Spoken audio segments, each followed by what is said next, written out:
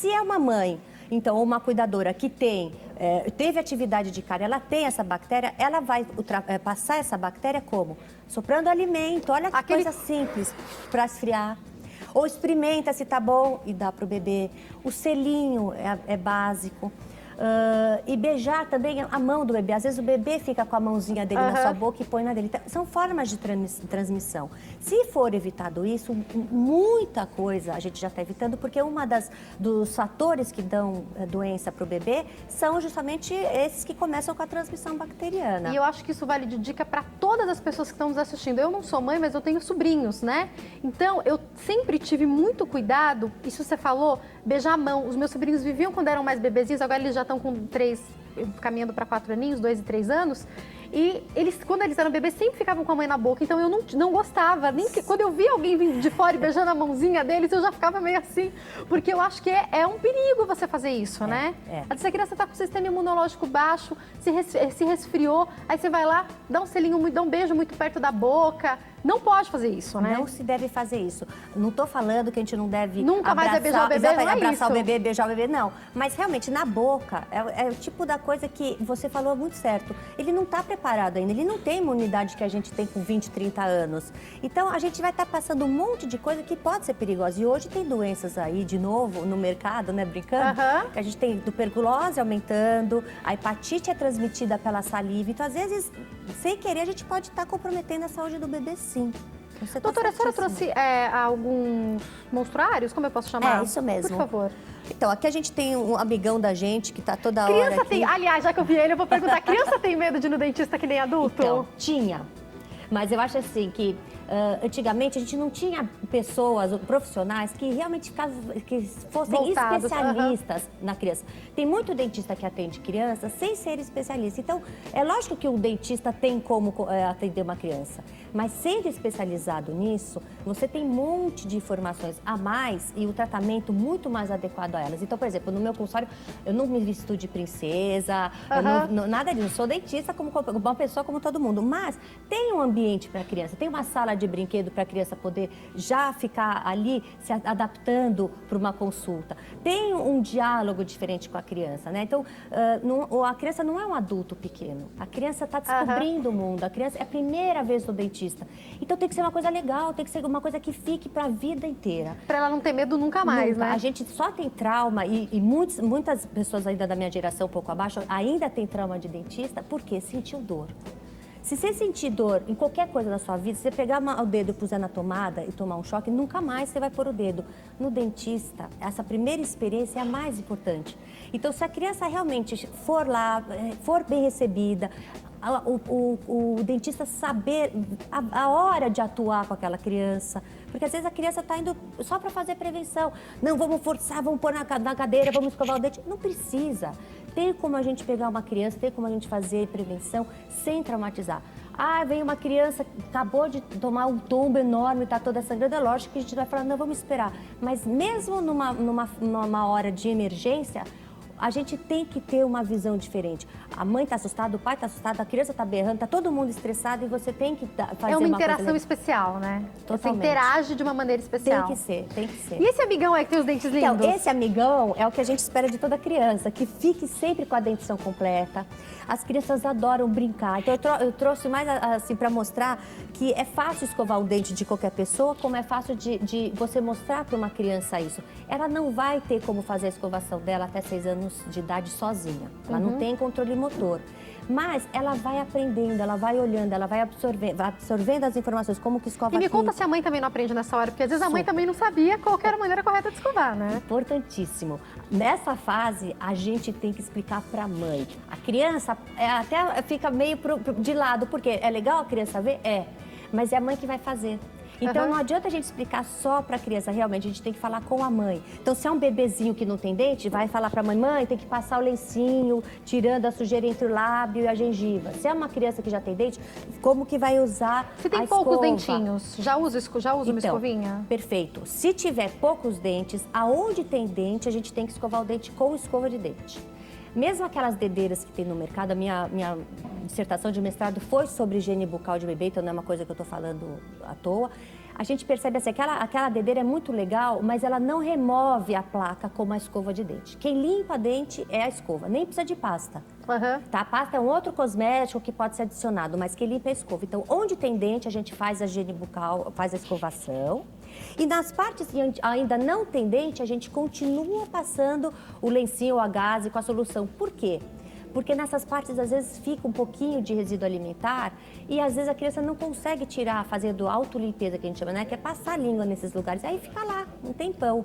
Então, por isso que a gente tem que também passar o lenço para remover os depósitos de alimento. Lembrando que a doutora tocou no assunto que é muito importante, que são as doenças. Se a nossa boca não for bem higienizada, a gente pode ter doenças provenientes disso, não só na boca, não é, doutora? Exatamente.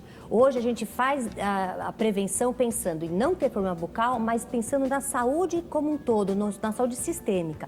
Então já tem trabalhos que falam que as bactérias que dão gengivite, e gestante tem muita gengivite, alguns pacientes, crianças de 3 a 5 anos também pode ter, e na adolescência é uma coisa assim absurda.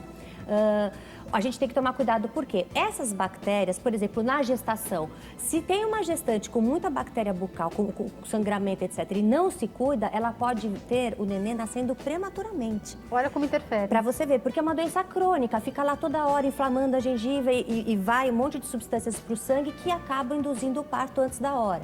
Isso no caso da gestante. Outras doenças cardíacas, doenças renais, todas porque a bactéria da boca é ingerida, ela vai para a corrente sanguínea e se aloja ou no coração ou no rim, e mais para frente a gente tem mais idade, 30, 40 anos, tem algum comprometimento coronário, por exemplo, achando que aconteceu aquela hora? Não, começou lá na infância por falta de higiene bucal. Quanta coisa aqui, tanta informação que às vezes a gente nem imagina, né? Doutora, como eu tenho pouco tempo, eu vou escolher algumas perguntas que eu acho importante fazer. Uma delas é, quando é importante a criança começar a usar fio dental? Adoro tuas perguntas. Ah, que bom, obrigada! Porque muita gente fala, ela tem os dentes separados, não precisa usar fio. Realmente, para usar o fio dental, se tiver um bebê sortudo que tem 2 dentes juntinhos, já tem que usar o fio dental. Mas se tem muito espaço entre os dentes, e às vezes acontece muito na dentição de leite, eu acho que pelo menos à noite tem que usar o fio dental, porque o resto da vida a criança tem que ter esse hábito. Mesmo que ela mais... Tem que ser como escovar os dentes, né? Exatamente, exatamente. Se você fizer isso desde o nascimento do bebê, desde o nascimento dos primeiros dentes e tudo mais, a mãe criando essa rotina, você vai ter crianças, como a gente tem um projeto já há 17 anos, que é justamente de prevenção odontológica, crianças que nunca tiveram cárie, que nunca tiveram problema nenhum, porque a mãe teve a palestra, vamos dizer assim, para gestante, antes do bebê nascer, ela já estava sabendo o que fazer, e a gente vai acompanhando essa mãe com as novidades que ela vai inserindo no dia a dia da criança. Então, com isso, as crianças não têm mais doença. Doutora, outra pergunta importante para caminhar para o fim do bate-papo é, deitinho de leite tá mole? Posso puxar, não posso puxar? Levo no dentista, faz o quê? Se você for uma pessoa corajosa, porque tem gente que, não posso nem ver o dente mexer. Se a criança quer te tirar, mais importante, a criança que tem que também, nesta hora, deixar. Porque tem mãe que, não, vamos tirar e a criança não está preparada. Se a criança estiver lá querendo puxar o dente, não está conseguindo, e a mãe não tiver nenhum problema, se for só aquele puxãozinho que já está caindo o dente, não precisa levar o dentista mesmo. Até porque, se for para levar no dentista, os dentistas normalmente vão querer fazer uma anestesia, alguma coisa, para não provocar dor, e às vezes isso cria muito mais estresse do que uma puxadinha de dente. Agora, tudo que eu falo, bom senso, é o dente que já está caindo, que a mãe está vendo, que já está realmente preso por uma coisinha. Às vezes, os dentes de leite, eles estão presos na gengiva e realmente precisa fazer remoção. Hoje eu não sei porque acontece muito dos dentes descidos, os dentes de leite não caírem, não terem de forma mais natural, como era na nossa época. E você tem que tirar. Então, isso é por quê? Falta de alimentação consistente, falta de mastigação, alguns fatores que estão mudando. Não uso o dente tanto quanto deveria, basicamente é isso, né? Que pena que eu tenho que encerrar, doutora, mas eu quero te fazer um pedido. Volta! Com todo prazer, eu vou amar, eu adoro. Muito obrigada por ter vindo até aqui, por ter esclarecido as nossas dúvidas. Quem quiser entrar em contato tem o site, né? Tem, amarodontopediatria.com.br ou www.infloral.com.br. Nos dois vocês me acham. Mais uma vez, muito obrigada, viu? Uma ótima tarde. Obrigada. Daqui a pouquinho a gente tem artesanato e vamos aprender a fazer um porta-guardanapos de corujinha com a Elinusa Ramos, que é artesã e vai nos ensinar a fazer essa peça, e também um bate-papo sobre mudança de emprego ou de carreira com o Maurício Sampaio, que é coaching. Não sai daí que eu já volto.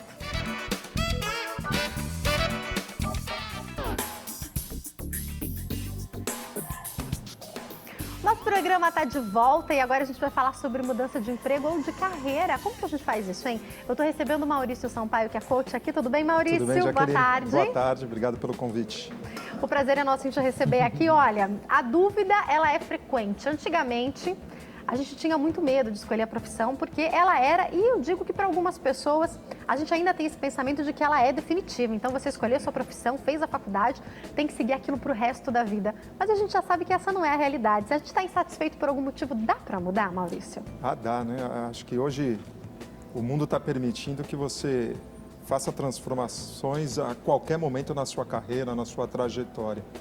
E isso tem muito a ver, obviamente, com a chegada da tecnologia que abriu um mar de possibilidades, de oportunidades. Então, a qualquer momento você pode promover uma mudança. Lógico que sempre tomando alguns cuidados nesse processo de mudança e entendendo que a mudança ela segue alguns parâmetros para determinadas faixas de idade. Então, por exemplo, uma mudança de recolocação, por exemplo, alguém que quer mudar de empresa, porque está cansado daquela empresa, entrar numa outra empresa depois dos 45, 50 anos de idade é muito mais difícil do que quando você tem 26, 20, 25 anos de idade, né? Então, tomar alguns cuidados só, mas existem outras possibilidades, outras oportunidades que não só são as empresas, né? Agora eu queria que você explicasse para nós, Maurício, a pergunta que não quer calar, e Claro. qual é o primeiro passo? O que a gente deve fazer primeiro? Como se organizar para essa mudança? Tem gente aí sonhando. Muitas pessoas até querem ser autônomas, deixar de trabalhar para os outros e talvez essa seja a mudança. Qual que é o primeiro passo? Você tocou num ponto assim principal, né? Realmente tem muitas pessoas que querem trabalhar por conta própria. Estão satisfeitas com o chefe, estão satisfeitas com a empresa, estão muito tempo na empresa e talvez chegou aquele ponto que não dá mais e querem trabalhar por conta própria, até porque tem uma experiência já vivida e querem utilizar essa experiência para fazer um novo projeto.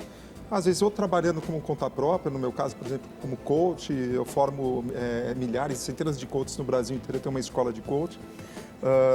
E essas pessoas buscam isso, elas trabalharam em empresas e buscam uma colocação de uma forma diferente, como autônomas. O primeiro passo para você fazer isso eu falo sempre assim, qual o estilo de vida que você quer ter? Porque muita gente nessa vontade de mudar, porque não está aguentando mais a vida que está tendo, acaba pegando qualquer coisa. E esse qualquer coisa custa caro. Então, por exemplo, você tem uma alta taxa de fechamentos de empresas, microempresas, durante 2 anos. Por quê? Porque essas pessoas entraram naquela... Não, eu vou empreender porque empreendendo eu tenho a minha vida tranquila, eu regulo meus horários, eu faço da forma que eu quero, não vai ter patrão. Se esqueceram que existem outras coisas que também são chatas dentro desse outro lado. Esqueceram de avaliar qual é o estilo de vida que um patrão tem hoje. Né? Ainda mais nos primeiros anos de uma empresa, a dedicação total, né? Total, né? Você é patrão e funcionário ao mesmo tempo, né? Você joga a bola na lateral e corre para cabecear lá na área. Então, tem que analisar que estilo de vida que eu quero ter. Se eu for querer ser um consultor, um coach, qual estilo de vida que eu quero ter? Qual o estilo de vida de um coach? Que horas essa pessoa acorda, que horas que ele dorme, com quem ele atende, com quem ele fala. Ele atende empresa, ele atende pessoas fora de empresa. Eu estou falando do coach, que é que está mais próximo da minha profissão, mas são qualquer consultor em qualquer área que você queira fazer ou qualquer coisa que você for escolher. Acho que você parte do princípio do estilo de vida que você deseja ter para os próximos anos. Isso é uma permissão que a gente tem hoje em dia, que antigamente, como você já abriu, né, Jaqueline, falando que a gente não tinha muita escolha, né? E a gente tinha uma pressão muito forte dos pais, quer dizer, olha, estuda, se forma em Direito ou Medicina e pega um bom emprego e segue ali para o resto da vida. Não é mais assim. Então, a gente tem essa permissão, né? Então, o primeiro passo é esse, né? Dá uma olhadinha, que estilo de vida que você quer ter. E aí, eu estou preparado para esse estilo de vida? Quais as competências que eu tenho, né? Eu tenho talento para isso, não tenho talento para isso? Então, é uma questão um pouquinho de autoconhecimento, coisa que o pessoal odeia chegar até perto de falar sobre autoconhecimento, né? E isso tem uma importância, assim, muito grande dentro desse processo. Maurício, eu sei que o coaching ajuda muito nesse processo de autoconhecimento Ajuda. e eu queria que você falasse mais pra gente sobre isso, porque tudo que você falou aí ficou aqui na minha cabeça martelando as duas palavras. Tanto autoconhecimento como planejamento, que são duas coisas que a gente protela, a gente foge. E eu percebo pessoas falando, eu tô cansado, eu quero sair, eu quero fazer outras coisas, reclamando dos seus empregos. E quando você pergunta o que você quer fazer, eu quero ter meu negócio. Que negócio? Não sei. As pessoas precisam precisam desse autoconhecimento que a gente protela, não é verdade? Justamente. E por que a gente protela, né? Aí tem algumas justificativas por que a gente protela. É um pouco cultural do brasileiro, né? A gente fala muito bem dos outros, né? Essa é a verdade. A gente descreve os outros como uma maravilha.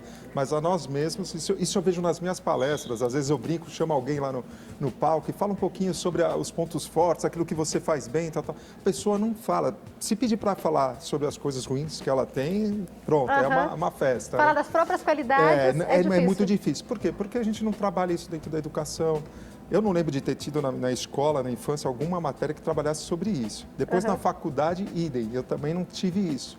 Depois, quando eu saí, fiz pós, na pós eu também não tive. Quer dizer, se você faz isso dentro de uma empresa, você é o puxa-saco do chefe, você está querendo subir rápido. Então, a todo momento, a gente é punido de falar no que a gente é bom. Então, isso é um pouco cultural, isso é um problema. Só que a hora que você chega numa entrevista de emprego, por exemplo, a primeira coisa que vão te perguntar é sobre você. Quais são os seus talentos que podem ajudar a minha empresa a crescer e ter resultados? Você não sabe falar. Essa é a realidade. E esse é um passo importante para um planejamento de carreira. Então, como você fala planejamento de carreira, o autoconhecimento é o primeiro passo de um planejamento de carreira. O segundo passo que eu falo é você realmente planejar, porque as pessoas elas acordam todo dia, sentam na beira da cama e ficam sonhando com várias coisas que elas querem realizar e não realizam nada, não dão o primeiro passo. Então, todo planejamento ele tem que ter data e hora marcada. E quem está falando isso não sou eu. Se você pegar os grandes navegadores, e eu já pude trabalhar com um grande navegador, ele dizia, Maurício, toda expedição nossa tem data e hora marcada para sair por causa de vento, por causa do planejamento que a gente faz, por causa da maré, por um monte de coisa. E a gente não faz isso no nosso dia a dia. Então, esse seria o segundo passo. O terceiro passo é pesquisar. As pessoas têm preguiça de pesquisar. Que é isso que eu falei, se você vai empreender um negócio, você vai começar um empreendimento, vai pesquisar, vai saber que horas, por exemplo, se você vai ser um coach, vai saber que horas que acorda um coach, que horas que ele dorme, quais os retornos que ele tem, com quem ele trabalha, de que forma ele trabalha num lugar externo, interno, em que ambiente que ele trabalha, com quais recursos, é computador, sem computador, faça uma pesquisa. Idem se você quer voltar a estudar, porque muitas pessoas que estão mudando de carreira voltam a estudar por algum fato, preciso. Vai avaliar o curso, vê a grade do curso, se a grade está atende ou não. Então, pesquisa eu teria o terceiro ponto. E o quarto, muito importante, é a autoavaliação. Semanalmente, quinzenalmente, eu preciso olhar para tudo isso que está escrito, de preferência, em qualquer papel, e falar, nossa, eu estou seguindo, eu estou desviando, agora é hora de eu consertar. Porque é muito fácil as pessoas desviarem do que elas projetam. É muito fácil. Queria que você falasse para nós um pouco sobre a importância da gente também compreender quais são os sonhos plausíveis, porque às vezes a gente tem a impressão de que todos os sonhos serão realizados e não. Tem sonhos que não vão ser realizados. Eu lembro que às vezes eu falava alguma coisa e às vezes as pessoas falavam, mas são duas coisas opostas. Eu falava, gente, não tem problema, eu tenho os meus sonhos e eu sei que alguns deles eu não vou alcançar e eu não tenho problema com isso. Mas alguns que a gente quer realizar, a gente tem que traçar e seguir. Não tem coisa, por exemplo, uma pessoa que tinha o grande sonho de ter uma banda e ele tocava quando ele tinha 18 anos. Hoje ele tem 40. Ele pode continuar, ele pode até ter uma banda, mas fazer o sucesso que ele sonhava em fazer aos 18 talvez não dê mais. Não tem sonhos que não são plausíveis? Sim, tem, com certeza. Agora, tem uma lei que John Maxwell fala que é a primeira lei do sucesso, que é a lei do limite. E por isso que a gente precisa do autoconhecimento, porque a gente precisa se criticar. Eu adoro cantar. Eu acho que eu escolhi até para ser palestrante, porque na verdade eu queria cantar, queria ser cantor. Mas eu não tenho voz, eu tenho uma musicalidade, já toquei vários instrumentos, eu tenho musicalidade. Mas eu não sei, eu não tenho voz para cantar. E por mais que eu tivesse o sonho de ser cantor, eu nunca chegaria ao sucesso como cantor. Essa é a lei do limite, que para mim eu tenho que ser claro com ela, não dá para ser. E eu vejo que às vezes tem pessoas que insistem e passam a não perceber que, infelizmente, né, não tem como ser. Né? É difícil. Né? Por mais que você treine, por mais que você desenvolva toda a habilidade, você pode desenvolver, pode treinar essa habilidade. Por exemplo, a habilidade de comunicação é uma que a gente pode desenvolver, mas existe a lei do limite. Talvez você não seja um excelente comunicador. Né? Então... É bom, de novo, o autoconhecimento. Quem pode nos ajudar nessa hora? Qual a importância? Queria que você explicasse um pouco para nós. Nos últimos programas, a gente explicou bastante sobre o trabalho do coaching e eu sei que ele tem um prazo. Então, esse planejamento para troca de carreira pode ter um prazo também? Sim, é sempre bom colocar um prazo, tanto para o coach quanto para o coachee, que é o seu cliente. A gente chama de coachee. Por quê? Primeiro porque o coaching não é um processo que tem que virar muleta para ninguém. Tem que ser um processo que promova aprendizado e autonomia, porque amanhã você não vai estar perto. do Maurício ou perto do seu coach, e aí, como é que você faz? Como é que você toma uma decisão? Como é que você enfrenta os desafios que você vai enfrentar para o resto da sua vida? Todo mundo vai enfrentar até a hora que, não sei lá em cima, mas enquanto a gente estiver aqui, a gente está enfrentando desafios. Então, não pode ser um processo de muleta. Por isso que ele tem que ser um processo hiperreflexivo, né, e de muito diálogo, no qual eu estou vendo que você está aprendendo o que a gente está discutindo. Porque se amanhã você mudou de lugar, mudou de cidade, você tinha feito um processo de coach, conseguiu mudar de carreira, mudou de cidade, e de repente vê uma nova mudança de carreira, e se eu não puder ir lá te atender, como é que faz? Vai estar sempre precisando do coach? Não é isso que eu ensino, não por é uma exemplo. Dependência não é uma do dependência, coaching. não é isso que eu ensino para os meus alunos, inclusive. Né? Eu acho que a gente tem que criar pessoas autônomas. Então, esse é o processo do coach. A base do coach é muito autoconhecimento, né? É muito trabalho. Tem uma ligação, uma pergunta. É Vera, é isso? Vânia, vou conversar com ela. Alô, Vânia, boa tarde. Oi, boa tarde. Você fala de onde? Eu estou falando de São Paulo, capital. Muito obrigada pela sua participação. Vânia, pode fazer sua pergunta. Eu tenho 40 anos de idade e eu trabalho já há 20 anos no ramo como manicure. Mas, na realidade, eu não me sinto, tipo assim, a pessoa realizada profissionalmente. E eu sempre fico a me perguntar, assim, qual seria a melhor maneira de eu tentar procurar assim, um lugar assim, certo para que me ajudasse a me encontrar no lado assim, profissional. Eu ainda não me sinto realizada. Eu queria assim, um novo emprego, uma nova oportunidade no mercado de trabalho. Você é manicure, é isso que você falou?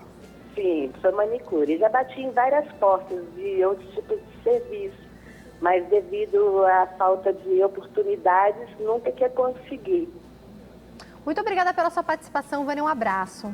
Queria que você falasse para nós sobre a realidade da Vânia, porque, na verdade, é também a realidade de muitas mulheres, talvez que estejam nos assistindo hoje, que tiveram uma formação e atuaram por muito tempo como cabeleireira, talvez, como manicure, em alguma coisa que puderam também criar os seus filhos, muitas vezes, né? Ter um tempo mais organizado e agora querem ingressar novamente no mercado de trabalho. Talvez não tenham uma faculdade, uma formação como essa. E o mercado de trabalho nega ajuda. O que fazer? Primeiro passo assim, né? Obviamente, Vânia, né? Eu não conheço o histórico da profissional da Vânia, né? Mas, em tese, assim, a Vânia não está sozinha nesse barco, ponto. Aos 40 anos de idade, começa a entrar numa idade crítica de você realmente querer tomar uma decisão para o resto da sua vida. Acho que o primeiro passo da Vânia é justamente seguir esse método, né? Ela, durante muitos anos, ela atuou como manicure. Então, assim, se eu fosse ela, a primeira coisa, um inventário do que ela aprendeu como manicure. Né? Até para ela poder formular um novo currículo, ela vai ter que usar essa experiência dela. Então, eu sempre falo para as pessoas, não renega a sua experiência. Né? Por mais que você não esteja mais gostando dessa experiência, mas ela te trouxe muitas coisas boas. Então, ela deve ter aprendido a se relacionar com clientes, porque ela mexia na mão dos clientes. Né? Quer dizer, é uma profissão invasiva, você está mexendo no seu cliente. Então, provavelmente, ela escuta muito bem, porque a mulherada que vai na manicure fala bastante. Então, provavelmente, ela escuta bastante as pessoas.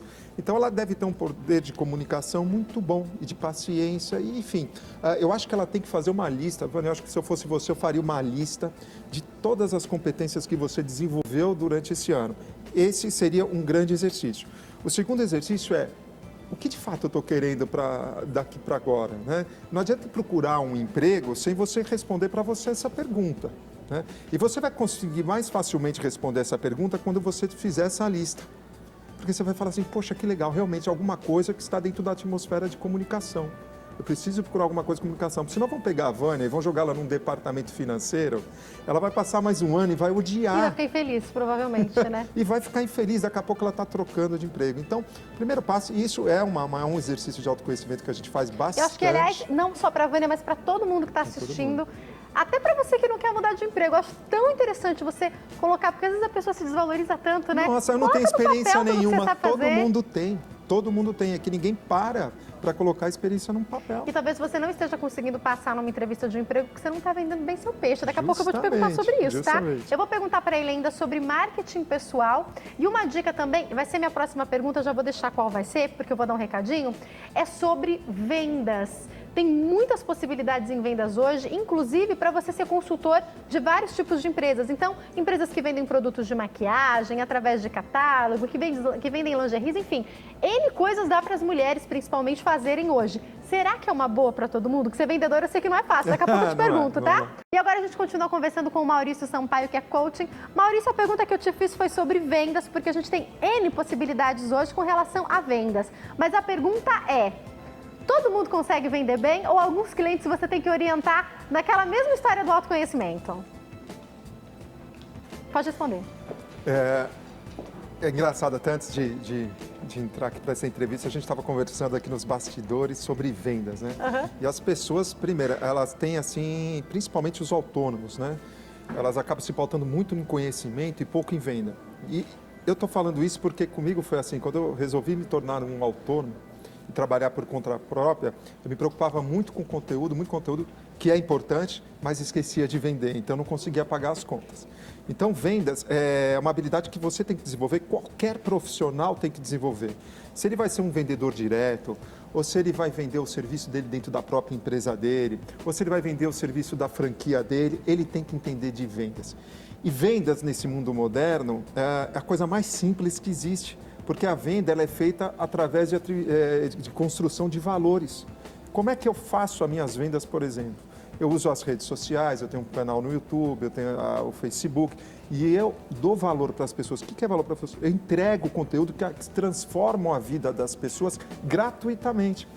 E, obviamente, as pessoas depois, às vezes, ficam com aquele negócio, nossa, o Maurício me deu de graça, depois eu preciso comprar dele. Por quê? Porque tem um gatilho muito forte em vendas que se chama reciprocidade. Quando você tem uma questão emocional nas vendas, não tem? Total emocional. Hoje, quase que 90% uma venda é feita de forma emocional. Né? E olha, quantas vezes já aconteceu comigo e com certeza já aconteceu com o meu telespectador. Você está procurando um produto, você sabe qual produto que você quer lá, produto X, sei lá, um fogão, uma chapinha da marca tal, você sabe qual que é o produto. E você vai em 2, 3 lojas para pesquisar o preço e às vezes o preço é o mesmo. Você volta para comprar na loja onde você foi mais bem atendido. Isso já aconteceu comigo. Sem dúvida. O emocional conta demais hoje, a qualidade do atendimento. E as empresas estão sentindo isso, as pessoas estão sentindo isso, e por isso que existe um investimento massivo na questão de atendimento, desenvolvimento. E não é só questão de técnicas de venda, só técnicas de venda puramente dita não resolvem mais, tanto como resolve a questão emocional. E como é que a gente visualiza isso? É só ver o crescimento das redes sociais. Por que as redes sociais elas se mantêm em grande escala de crescimento? Porque elas trabalham o emocional das pessoas. As pessoas estão carentes, basicamente é isso. Vamos praticamente, aproveitar, né? Praticamente. Eu tenho que finalizar já, Rô? Vou fazer uma última pergunta que é importante, então, que é sobre marketing pessoal. Eu queria que você falasse para nós sobre isso. Na hora de uma entrevista de emprego, na troca de carreira, sempre vai se perguntar por que você está trocando de profissão, por que está trocando bruscamente de carreira. Geralmente essa pergunta vem. O marketing pessoal, vender bem o seu peixe na hora dessa entrevista faz diferença, Maurício? Faz, mas tem que tomar alguns cuidados. Tem gente que confunde fazer marketing pessoal com falar demais numa entrevista que não foi pedido para ele falar demais. Né? Então as pessoas perguntam, Maurício, quando eu falo na entrevista, quando te perguntarem, pronto. Né? Outra questão que faz parte do marketing pessoal de novo, a gente volta ao autoconhecimento. É você saber falar com franqueza, com toda a transparência, para que você serve, para que você pode ajudar aquela empresa. E para isso você precisa conhecer você e você precisa conhecer a empresa que você vai para a entrevista. E por incrível que pareça, a maioria das pessoas vai sem esse trabalho de autoconhecimento e vai sem pesquisar a empresa. Então perde uma chance enorme, porque a partir do momento que você é chamado, você já está sendo selecionado entre milhares de pessoas. Então você perde essa chance. E uma outra questão, um ponto importante, é o tipo de apresentação que você faz. Se você vai numa entrevista para uma agência de publicidade, você pode ir de uma forma mais tranquila. Informal, se você vai para uma multinacional, você tem que se comportar e se vestir como se estivesse numa multinacional. E as pessoas pecam por isso. E tem uma quarta coisa que eu estava escutando uma profissional colega falando no rádio, vindo para cá, e ela dizia que ela recebe e-mails de pessoas pedindo emprego, e-mails escritos com nomes... Zé da Preguiça, @hotmail.com. Pô, Zé da Preguiça, não dá, como é que eu vou te arrumar um emprego? Então, sabe, esses são detalhes... Fulana Gatinha, não faz isso. Fulana Gatinha. Então, não são detalhes que vão juntando e criam uma marca. cria um posicionamento. Nosso currículo é ótimo, vou mandar um e-mail agora. Aí tá lá, jaquegatinha, arroba... Não vou mais. Não é verdade? Eu recebo vários Pronto, desses já por dia. Eu tenho que encerrar, Maurício, mas é um prazer te receber aqui Imagina. sempre. Volte mais vezes. Obrigado. Quem quiser entrar em contato, tem o site www.mauriciosampaio.com.br www.mauriciosampaio.com.br. Mais uma vez, obrigada, viu, Obrigado a Maurício? você, Uma Jaqueline, ótima pelo convite. tarde. Daqui a pouquinho tem artesanato e a gente vai aprender a fazer um porta-guardanapos de corujinha com a Helenusa Ramos. Não sai daí que eu já volto.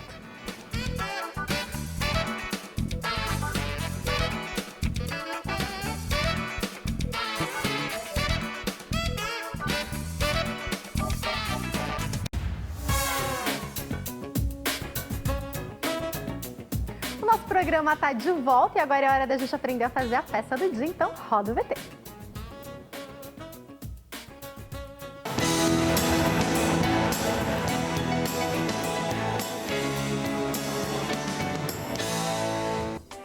Estou recebendo Helenusa Ramos aqui no nosso estúdio. Tudo bem, Helenusa? Prazer te receber aqui novamente. Prazer te receber aqui sempre. E hoje a gente vai aprender a fazer um porta-guardanapos. Gente, eu e a Dani, minha produtora, temos um problema. A gente tem loucura com coruja. E dá uma olhada nisso aqui. Que coisa mais linda! Que peça mais charmosa! Parabéns, viu, Helenusa? Obrigada. Vou passar a lista de material para você ensinar a gente, tá? Tá bom. Ó, a gente vai precisar de tecido branco, tecido estampado, manta R2, plumante, velcro, viés e, por último, tintas de diversas cores. Deixa eu trazer pra cá. Ah, sabe quem tá aqui me visitando hoje? A Fatiminha. Fátima, obrigada por ter vindo me visitar, viu? É um monte de saudade de você. Eu tô querendo sequestrar ela pra levar ela pra ir pra minha casa, mas ela não tá querendo ir, entendeu, gente? Mas eu ainda acho que eu vou conseguir.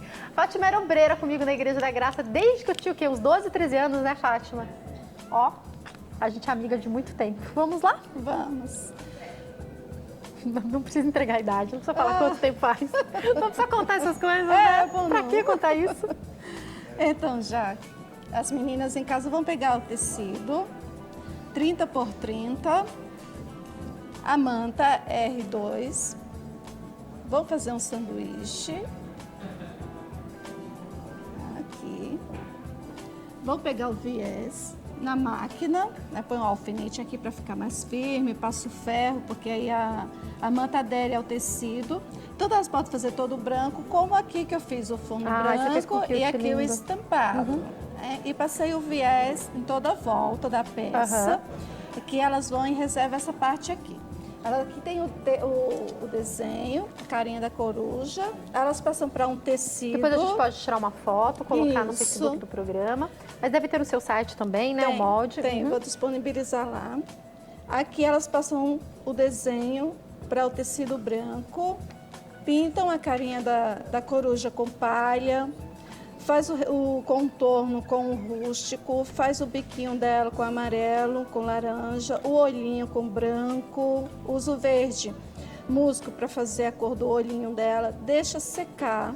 Depois de seco, elas pegam, aqui viram, põe aqui essa parte, coloca o velcro, aqui ó, põe uma parte do velcro aqui nessa Na altura dos parte, olhinhos, mais ou menos. Isso. Faz a costura toda, depois elas Porque só... é um quadradinho, né? Isso. Depois elas elas costuram Faz em todo volta aqui do rostinho dela. tudo. Quando pinta, parece do outro lado. Então Dá pra fica você ver bem. facinho de você passar a costura aqui por trás. Depois você deixa uma abertura aqui, desvira a peça e enche com o plumante. Certo. Certo? E a outra parte, elas vêm aqui, a outra parte do velcro, costura aqui. Então, o que que elas vão fazer? Depois dessa parte aqui, vem aqui as... Ó, eu tô vendo aqui que você fez a quilt também, esse aqui, Isso, né? é. Em casa você pode, se você tiver habilidade com a sua máquina, você faz. Se não tiver, pode fazer aquele quilt que é Também o retinho, que é mais fácil, isso, né? que é mais fácil. Mas não deixa de fazer o quilt, porque além de ajudar a fixar bem, Fica mais firme, fica muito charmoso o quilt, né? Isso. Aí a gente fez a carinha da corujinha, falta as asinhas, Tá? Aqui elas desenham, pegam o risco, passam também no tecido branco, costura do jeito que tá aqui, ó. Costura. Aqui, depois que elas costurarem, que virarem, ela faz só um Costura no corte formatinho, aqui, todo o tá. formato. Fez um corte aqui, desvira a peça, põe um pouquinho do plumante, se elas desejarem. Também, se quiser fazer com a manta, também fica muito legal. Elas reservam a peça, essa parte aqui, e também aqui para os pezinhos da coruja. Da mesma faz maneira. a mesma coisa aqui, faz a mesma coisa. O sanduíche faz a mesma coisa que fez nas... Então todas têm a manta e os 2 tecidos. Isso. Aí reserva essa parte aqui. Aí elas vêm pra cá, ó, a montagem. Elas costuram aqui. Eu sou um pouco para costurar na mão, eu não sou muito ligada. Então eu vou na máquina, tá? Faz o zigue-zague aqui, 7 centímetros, 5, 7 centímetros aqui. Depois elas vêm aqui, ó, já que também é nas 4 partes, tá? 4 partes, elas fecham aqui. Então, vai dando o formato dali do porta-guardanapo, ó, fechando as 4 partes, ó. Fica, Eles já viram. Aí aqui elas só viram todas as pontinhas. todas as pontinhas, passa um pontinho já, eu já faço Tudo de uma vez. tudo de uma vez. Já passo aqui, ó, nesse lado aqui também. Então, na hora que você vai virar a pontinha, já coloca a Já asinha, por coloca a exemplo. asinha, a carinha, cabecinha ela onde ser for. bem direitinho para saber onde vai colocar o velcro, como nessa peça Se aqui, quiser pegar a ó. peça pronta para demonstrar, pode Isso, pegar. ó. Olha aqui, já.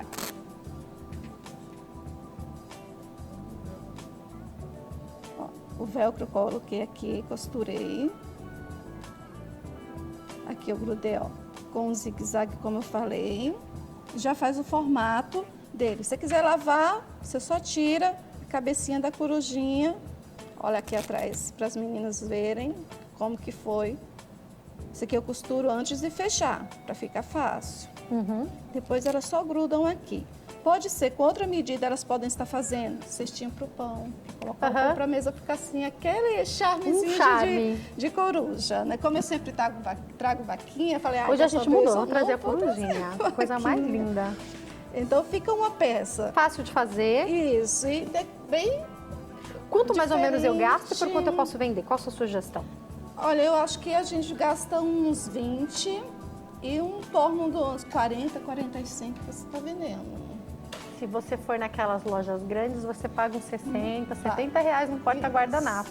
E a artesã, que vende sempre num preço acessível, 45, 50 dá para vender, Dá né? pra vender, Que é um preço que não tá. tá abusivo para ninguém. Não. E você vai ter um lucro bacana, né? Exatamente. Porque aquele vezes 3 não dá para aplicar sempre, senão vai ficar demais. 60 reais, de repente, fica caro, né? Fica, Mas aí, dependendo. 45, 50 reais tá ótimo, Tá né? ótimo. Ficou linda, parabéns, viu? Isso. Volte mais vezes. Olha quanta peça linda que tem dela aqui. Hoje você trouxe bastante corujinha, né? Trouxe, eu Tá do trouxe, jeito hoje que a eu gente mudei. gosta desse programa hoje. Olha que linda. Aí eu quero também, já que tá mandando um beijo Por para as favor. meninas do Face, Aham. né? Uma amiga lá da Bahia, do interior da Bahia, que é Célia Aragão, ela pediu para estar mandando um beijo. Tem muitas meninas que falam, eu quero saber qual é o canal, passa. E eu passei todos os canais que pegam para estar assistindo e estar conhecendo todo o seu programa, né? Pronto, assim aumenta a nossa audiência. Divulga pra todo mundo. Muito obrigada. Quero te Verdade. parabenizar. Olha quanta peça linda. Lindas, né? Bom, parabéns. Você que está me assistindo, deixa eu só falar uma coisa importante para quem está me assistindo e é artesã e tem o sonho de vir aqui ensinar no nosso programa, você pode, viu? Entra lá na nossa fanpage no facebook.com/nossopgm, manda pra gente o seu recado, manda pra gente a foto das suas peças, que você pode ser a próxima artesã a vir aqui nos ensinar, tá? Vai passar algum telefone ou só o site? Tá passando aí, né? O Face, tá passando a página aí, tá bom?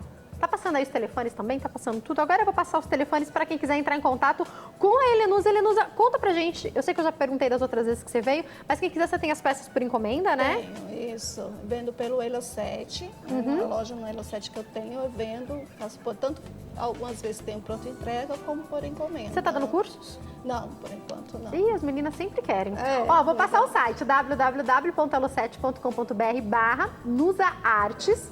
Tem também o Facebook dela, facebook.com/nusaartes. O e-mail helenusa@gmail.com e os telefones 0 operadora 119 6807 5545 e 0 operadora 119 4942 8960. Mais uma vez, obrigada, viu, Helenusa? Volte Obrigada, sempre. Jaque. Suas peças são São lindas. Obrigada, E mamãe. como toda mulher, eu acho que eu tenho as minhas fases. Eu sou apaixonada por vaquinha. A minha cozinha tem várias vaquinhas, mas eu ando na fase da coruja. Tão lindas. Parabéns, viu? Obrigada. Eu acho que são as artesãs que me contaminam. E daí eu fico apaixonada pelas peças que elas fazem. É isso que acontece. Vamos para a nossa mensagem do dia. Roda o VT.